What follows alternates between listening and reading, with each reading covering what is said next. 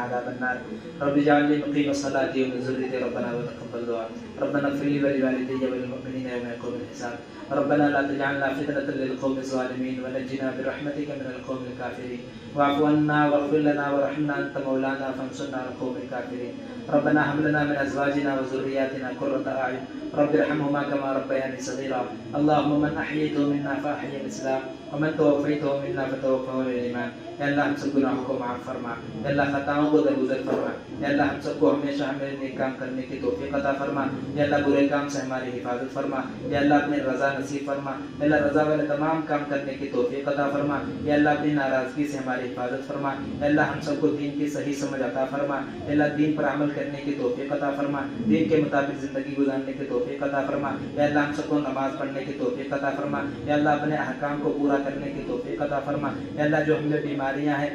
یا اللہ جو بیماریاں ہیں پریشانیاں ہیں ختم فرما یا اللہ جو مقروض ہیں قرضے کی ادائیگی صورتیں پیدا فرما یا اللہ جو جس لائن سے پریشان ہے اللہ ساری پریشانیوں کو دور فرما یا اللہ پوری دنیا کے مسلمانوں کی حفاظت فرما یا اللہ جان کی مال کی عزت کی آبرو کی حفاظت فرما یا اللہ خاص کر مظلوم مسلمانوں کے غزہ کے اندر مسلمان مظلوم ہیں وہاں کے مسلمانوں کی مدد فرما فلسطین کے مسلمانوں کی مدد فرما یا اللہ مسجد اقصیٰ کی حفاظت فرما یا اللہ ساری مسجدوں کی حفاظت فرما یا اللہ مدارس کی حفاظت فرما یا اللہ علماء کی حفاظت فرما یا اللہ تبلیغی جماعت کی حفاظت فرما یا اللہ دین کے کام کرنے والوں کی حفاظت فرما یا اللہ سب کے لیے آپ کافی ہو جا یا اللہ جو ہمیں مٹانا چاہتے ہیں ختم کرنا چاہتے ہیں یا اللہ ان کے لیے آپ کافی ہو جا یا اللہ ان کو اپنی دردناک سزا دے جو آپ نے فرمائی ہے یا اللہ ہم سب کی حفاظت فرما اگر ان کے